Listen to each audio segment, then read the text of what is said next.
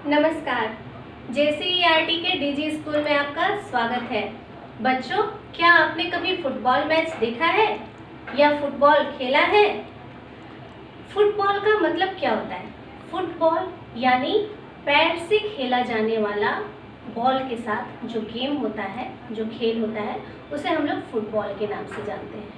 लेकिन क्या अगर हम फुटबॉल में बॉल को हाथ से फेंकने लगेंगे तो क्या वो फुटबॉल रह जाएगा? अब आपको लगेगा कि मैं ये क्यों बोल रही हूँ। तो बच्चों, हर गेम को, हर खेल को खेलने का एक नियम होता है। उस नियम से ही उस खेल को खेला जाता है। उसी प्रकार हर जगह का, हर समाज का, हर समुदाय का एक नियम होता है। उस नियम के तहत वह समुदाय, वह समाज चलता है। तो इसी प्रकार बच्चों, अलग अलग समाज के अलग अलग नियम होते हैं। इसी प्रकार एक देश में कई समुदाय के, कई समाज के, कई विभिन्न वर्गों के लोग निवास करते हैं और उन अलग अलग समुदाय, समाज, संप्रदाय, धर्म के लोगों में आपसी सामंजस्य बैठाने के लिए जिन नियमों का संग्रह किया जाता है, उस नियमों के संग्रह को, उन नियमों के पिटारा को उस देश का संविधान कहते हैं। तो बच्चों, आज हम लोग पढ़ेंगे कक्षा 8 का अध्याय 1, जिसका शीर्षक है संविधान। तो बच्चों, अब हमारे सामने यह प्रश्न आता है कि हमें, हमारे देश को संविधान की आवश्यकता क्यों पड़ी? तो आज़ादी से पहले, जैसा कि आपको पता होगा, वर्षों तक अंग्रेजों का हमारे देश पर शासन रहा।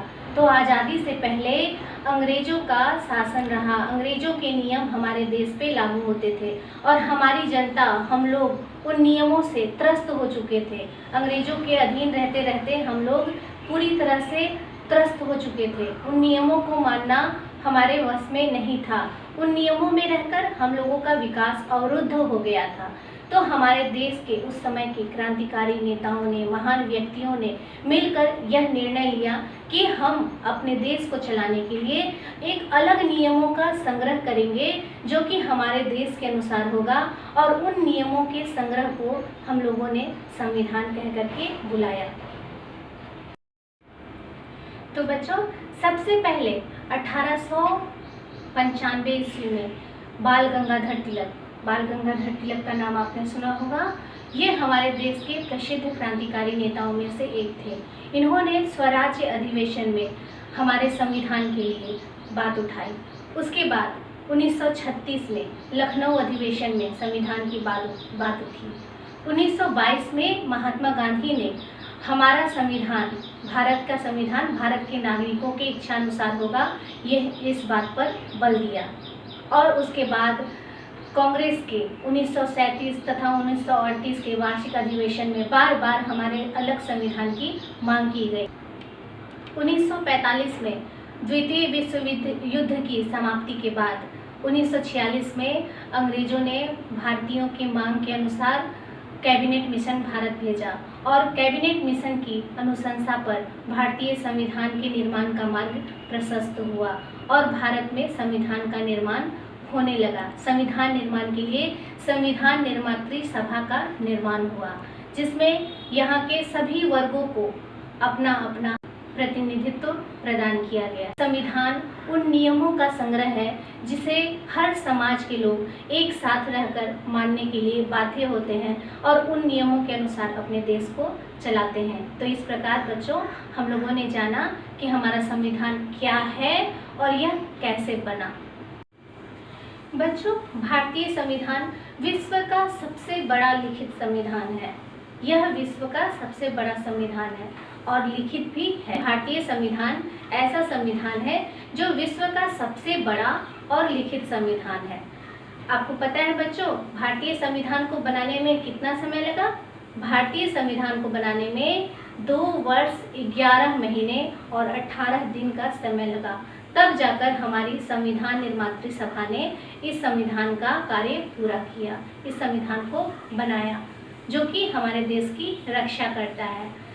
अब हम भारतीय संविधान के आयामों के बारे में पढ़ेंगे। इस अध्याय में हम देखेंगे कि भारतीय संविधान के विभिन्न आयाम यानी अधिकतम सीमा विस्तार भारतीय संविधान के सीमा विस्तार या आयाम कौन कौन से हैं।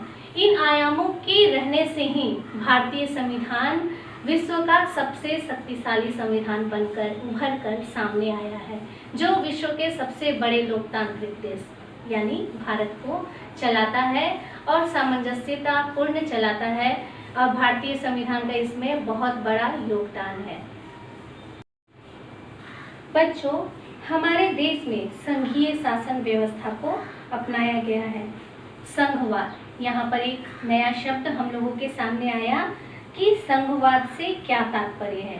संघवाद से यह तात्पर्य है कि एक देश में एक से ज़्यादा स्तर की सरकारें कार्य करती है।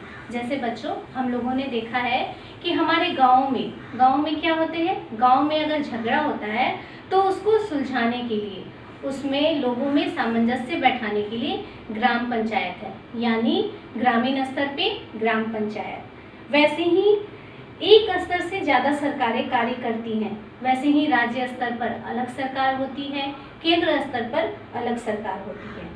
पिछली कक्षाओं में हमने यह पढ़ा है कि राज्य सरकार और स्थानीय सरकार क्या है। भारत में सभी स्तरों की सरकारों को विभिन्न मुद्दों पर फैसले लेने का स्वतंत्रता प्राप्त है। अब स्वतंत्रता प्राप्त है यानी उन्हें यह अधिकार है कि वह विभिन्न मुद्दों पर फैसला ले सकते हैं, वह किसी से बाध्य नहीं है, बंधे नहीं है। अब हम देखेंगे बच्चों कि संघीय व्यवस्था में दो स्तर की सरकारें होती हैं, एक पूरे देश की सरकार और दूसरे राज्य की सरकार। और भी कई स्तर होते हैं, जैसा कि मैंने आपको अभी यहाँ पर बताया। दुनिया के अधिकतर बड़े देश संघीय हैं। 25 देशों में संघीय शासन व्यवस्था है। और आपको पता है बच्चों, दुनिया के 40% लोग, 40% जनसंख्या जो है वह इन संघीय देशों में ही निवास करती है। यह शासन व्यवस्था दुनिया के सबसे बड़ी शासन व्यवस्था मानी जाती है। संघीय व्यवस्था के कई गुण हैं, तो हम यहाँ पर संघीय व्यवस्था के गुणों को देखेंगे। पहला गुण है, यहाँ 2 से अधिक स्तरों की सरकार होती है। तो हम लोगों ने यहाँ पे जाना कि हर स्तर की सरकार होती है, जैसे ग्रामीण स्तर पे ग्राम पंचायत और देश के स्तर पे केंद्र सरकार।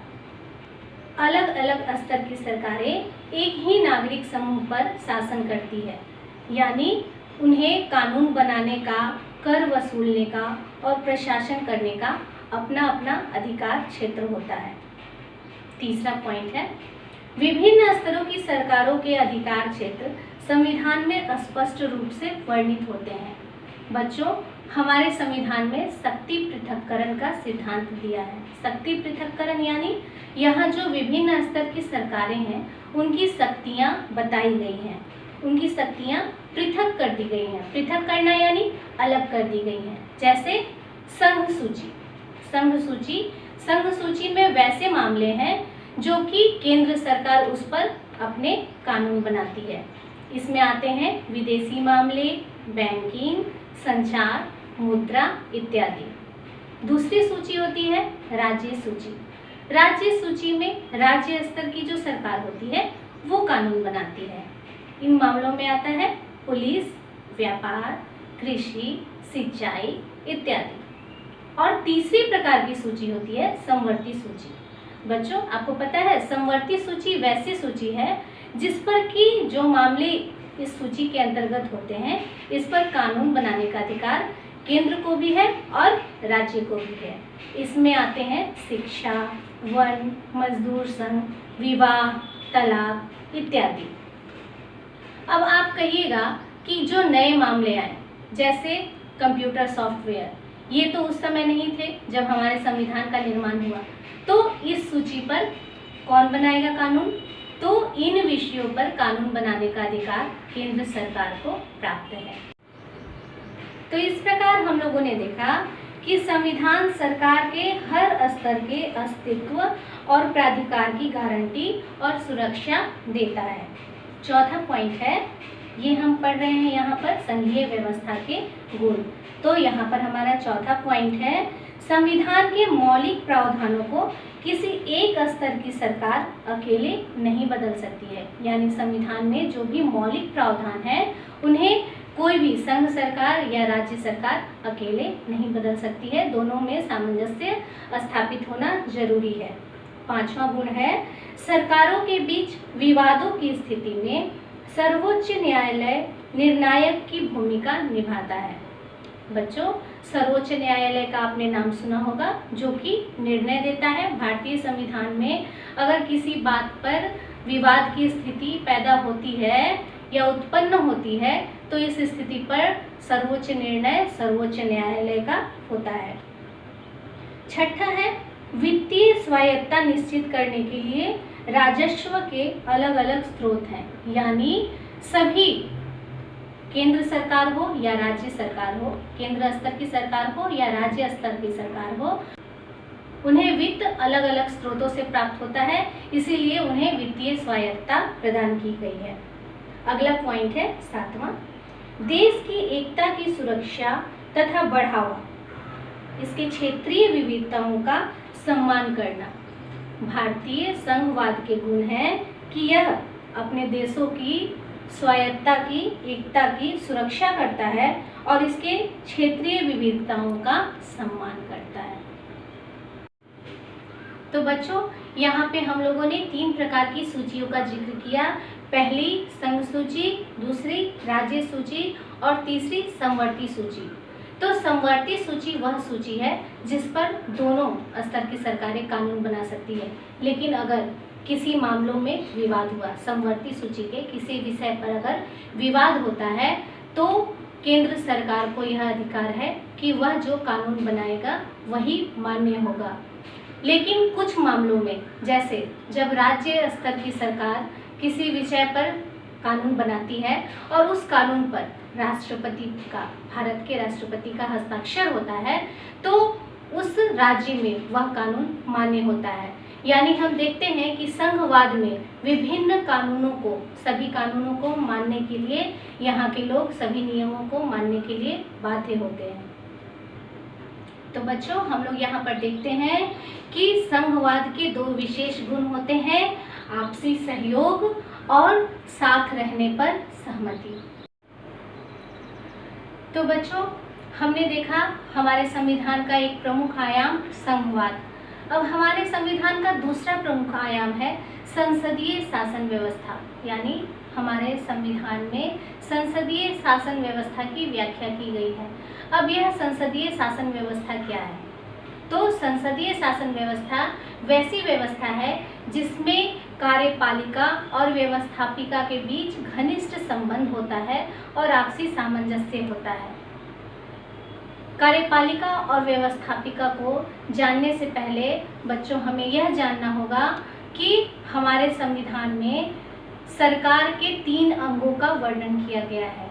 भारतीय संविधान में सरकार के 3 अंग बताए गए हैं, कार्यपालिका, व्यवस्थापिका और न्यायपालिका। जब हमारे देश में किसी भी तरह का इन नीतियों के पालन में विघ्न पड़ता है या आपसी सामंजस्य लोगों में नहीं हो पाता, नियमों को लेकर के लोग आपसी मतभेद करते हैं, तो न्यायपालिका का कार्य है इस पर निर्णय देना, अपने निर्णय को सुनाना। तो बच्चों, इस तरह से हमने जाना कि संसदीय शासन प्रणाली शासन की वह व्यवस्था है जिसमें व्यवस्थापिका तथा कार्यपालिका के बीच घनिष्ठ संबंध होता है और सामंजस्यपूर्ण संबंध होता है। कार्यपालिका की शक्ति किसी एक व्यक्ति के हाथ में न होकर के पूरे मंत्रिमंडल यानी कैबिनेट के हाथ में निहित होती है। कार्यपालिका को शक्ति विधायिका यानी व्यवस्थापिका, जो सरकार का दूसरा अंग है, उससे प्राप्त होती है तथा वह विधायिका यानी व्यवस्थापिका के प्रति उत्तरदायी भी होता है। इसमें कार्यपालिका और व्यवस्थापिका में घनिष्ठ संबंध तो होता ही है, साथ साथ कार्यपालिका की शक्ति पूरी विधायिका से प्राप्त होती है, उसी के प्रति वह जवाबदेह भी होता है। इस शासन प्रणाली में राष्ट्र का अध्यक्ष और शासन का अध्यक्ष अलग अलग होता है। अब बच्चों, आपके मन में यह दुविधा आएगी कि राष्ट्र का अध्यक्ष अलग और शासन का अध्यक्ष अलग, यह क्या बात हुई? तो केंद्र स्तर पर कार्यपालिका का संवैधानिक अध्यक्ष जो होता है वह राष्ट्रपति होता है। हमारे देश के राष्ट्रपति कौन है? तो बच्चों, हमारे देश के राष्ट्रपति का नाम है श्री रामनाथ कोविंद। तो वो हमारे देश के संवैधानिक अध्यक्ष यानी राष्ट्रपति हैं, लेकिन वास्तविक शक्ति मंत्रिमंडल के हाथ में है। मंत्री परिषद का अध्यक्ष प्रधानमंत्री होता है और हमारे देश के प्रधानमंत्री हैं श्री नरेंद्र मोदी। लोकसभा में बहुमत प्राप्त दल के नेता को प्रधानमंत्री नियुक्त किया जाता है। प्रधानमंत्री लोकसभा या राज्यसभा का सदस्य हो सकता है। मंत्रिपरिषद लोकसभा के प्रति उत्तरदायी होती है। देखेंगे कि संसदीय शासन प्रणाली में क्या क्या व्यवस्थाएं होती हैं। तो संसदीय शासन प्रणाली के गुण है, पहला है दोहरी शासन व्यवस्था, यानी हमारे संसदीय शासन पद्धति में दोहरी शासन व्यवस्था लागू की गई है। तो भारतीय संसदीय शासन व्यवस्था के दूसरे प्रमुख गुण है बहुमत दल का शासन, यानी भारत में बहुमत, जिस दल को बहुमत यानी जनता का ज़्यादा वोट मिलता है उसकी शासन व्यवस्था होती है। तीसरा गुण है मंत्रिपरिषद सामूहिक रूप से लोकसभा के प्रति उत्तरदायी होता है, यानी जो मंत्रिपरिषद है वो लोकसभा के सदस्यों के प्रति उत्तरदायी होता है। इससे क्या होता है कि मंत्रिपरिषद निरंकुश नहीं हो पाता, उस पर लोकसभा के सदस्यों द्वारा लगाम लगाया जाता है। चौथा प्रमुख गुण है राजनीतिक एकरूपता, सब में राजनीतिक एकरूपता, सभी में राजनीतिक एकरूपता बनी रहती है। पांचवा, शासन का नेतृत्व प्रधानमंत्री के हाथों में होता है।